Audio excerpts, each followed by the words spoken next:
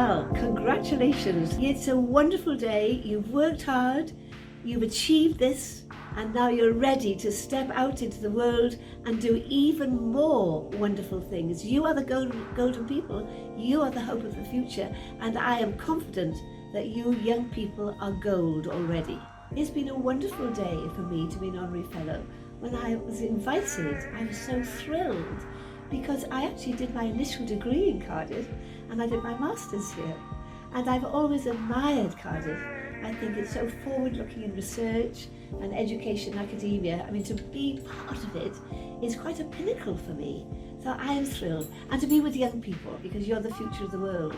And I see this light in your eyes and this energy and this optimism, and it makes me feel very confident that we're going to turn things around.